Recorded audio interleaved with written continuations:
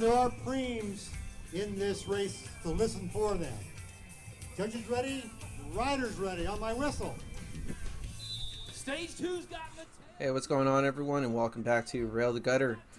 So the race that I'm showing you guys is actually kind of an old race at this point. It is 3 weeks old. It's from July 24th, and it is the Verne Majestic crit race. Yeah, I wasn't gonna upload this one.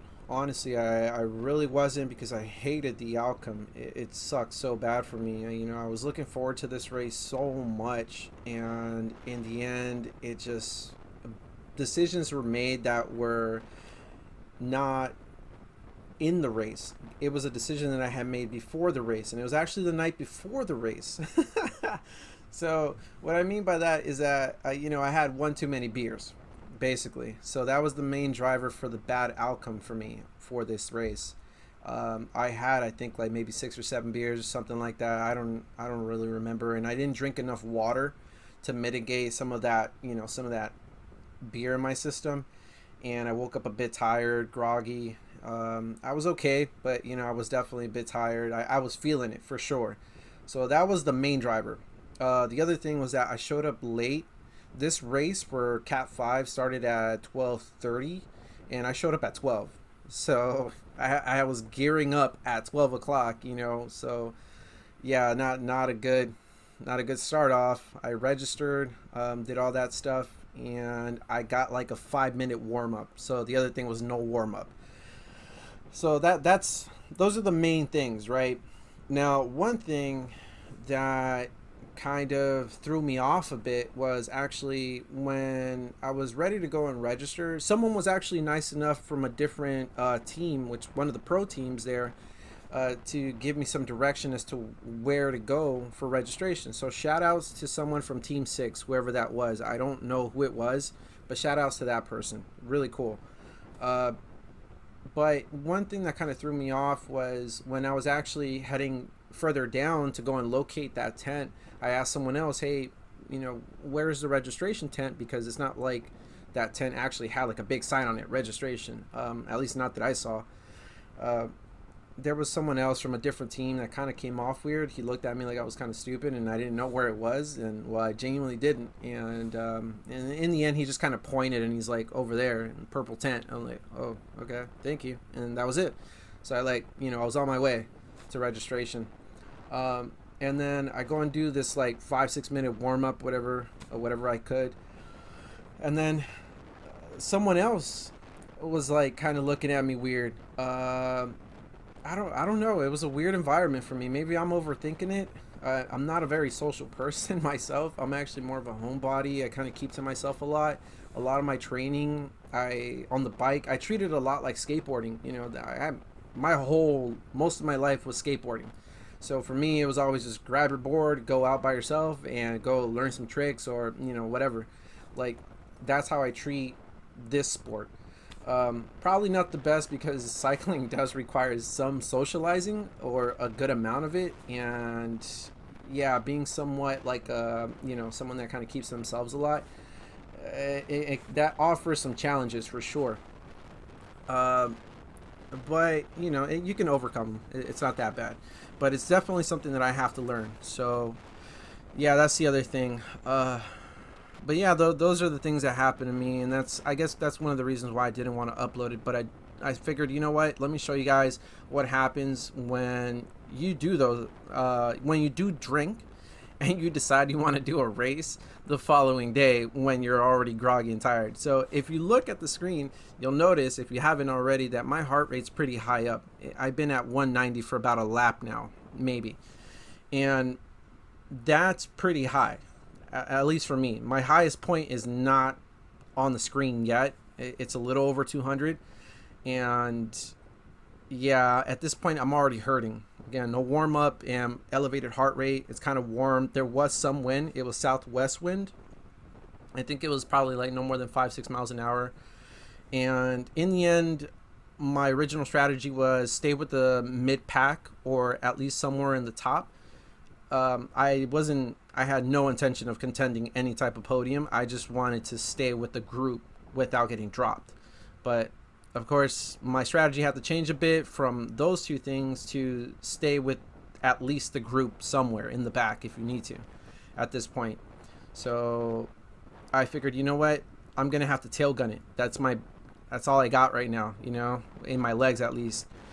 So if you're not sure what tail gunning is, that basically means that you are like allowing a gap to between yourself and the group before a section where the group normally would bunch up, and then you reconnect with the group, which then you just continuously do that throughout the race, right? Only downfall is that whatever's happening up in the front, you'll never see that.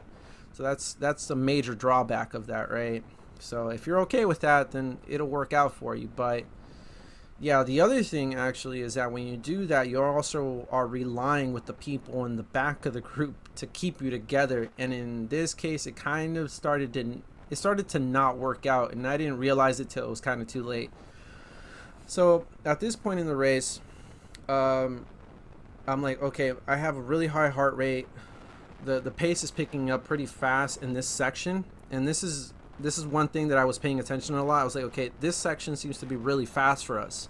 Yeah, the bottom portion of this, it actually sort of descends a little bit, so it's like a -1, maybe -2 grade. So you're going a bit faster, 31, 32, 33 miles an hour. And then it slows down because there's a bit of a bump, and everyone kind of bunches up. So I'm like, okay, you know, reconnect, try to stay with whoever you can, and hopefully you reconnect with the group up front. But yeah, headwind is coming at me, and I'm like, yeah, I'm not gonna survive this if I like hang in there by myself, so I'm gonna have to catch a wheel. I could have gone with the guy on the left, but he was going faster than I was, and I was like, yeah, I'm not gonna do that. So the gentleman in the front, I was like, okay, I'm gonna catch his wheel. I'm gonna stay here if I can, and you know, hope for the best. That's literally all he was. At this point, I'm in like full survival mode. I'm like, okay, like just tail gun and survive, man. Just don't crash, don't hit anybody, and just, you know, don't get dropped. that was my mentality at this point. I sound really happy about it because actually now when I go through the footage, I'm like, oh, dude, I did so bad. But you know what? This is actually one of the better ones that I've done from the last like 3 races I've done before. So yeah, this isn't too bad. But here, I remember this part. When I went up this hill, my heart rate was starting to really hit like the top end of what I can do, and I was really feeling it. I really thought this was it for me. I thought at this very moment, this is it, dude. I'm dead last. I'm dropped. And then I look to my right. I'm like, oh, there's somebody here. Okay, look over. Just hang on to the wheel. Hang on to the wheel and stay with him. Take a breather and then jump over to the next set of people. So then again, my strategy had to change. Like I had to basically, you know, go from tail gunning to catching the wheel, jumping, catching the wheel, and then jumping again. So I figured, okay, I might be able to, I'm gonna use a lot of energy, but I might be able to do it. So I'm like, okay, I started catching my breath. I noticed my heart rate was kind of going down just a little bit, so I'm like, I might be able to make this. I noticed that we were both kind of tailing off the back a little too much, so I figured, okay, I might have to jump from here. And when you do it, just make sure you don't go too far into the red. You're already redlining, you've been redlining, but don't go too far in. So I figured, okay, this guy, he's going a little slow. I might have to just keep going with my momentum. And I pass him, and I'm like, okay, I know with how fast I'm going now, I can catch up to these people in the front. So I figured, okay, just hang here for a second. And I started seeing the people start cornering over. So I'm like, okay, we're kind of far back, but not too far back to the point where we might not be able to reconnect. Maybe. So I figured, okay, stay with the wheel in front of you, since, you know, he's a slightly bigger guy, similar build to myself. I figured, okay, this would be a good wheel. And, you know, just draft. Just catch your breath, you know, and catch the draft. So I kind of just stay here for a bit and just kind of coast. So yeah, it wasn't an easy race at all, at least for me, because of, you know, everything that I had done prior to. But yeah, I really did not like this corner. This bump kind of scared me a bit. I've had moments where I've like sprinted into over bumps and they like knock your wheel all over the place, so it was a little scary. But again, we're in headwind, and I remember I looked up and I was like, dude, the group is like gone. So I'm like, I have to jump. So I jump, and this is where I made the fatal mistake pretty much. I'm in headwind. I'm trying to like leave this group behind me and catch up, and I pop. Yeah, that was it for me. I was done. I had red line for so long that my breathing was really bad. It was really difficult for me to catch my breath. My legs were on fire. I wasn't dehydrated because I did drink a good amount of water before the race on that day. But at this point, I was just too tired. So, yeah, those are the effects of, drinking too much, not getting enough rest, not getting enough water if you do drink, if you're old enough to drink, I should say. But these things can happen to you, and again, it's a bit embarrassing for me, but I figured, you know what, let me show you guys what could happen to you if you decide to want to do this. It's not a good idea, and I think this applies to pretty much all sports. So yeah, that was pretty much it for me. I hope I get back into another race in a couple of weeks, maybe another 2-3 weeks. I'm not quite sure as of right now. I did have a slight issue with USA Cycling with this race, but luckily we cleared that up. So that's pretty much it. That's all I got for you guys. I hope you guys enjoyed the video. I'll catch you guys at the next one.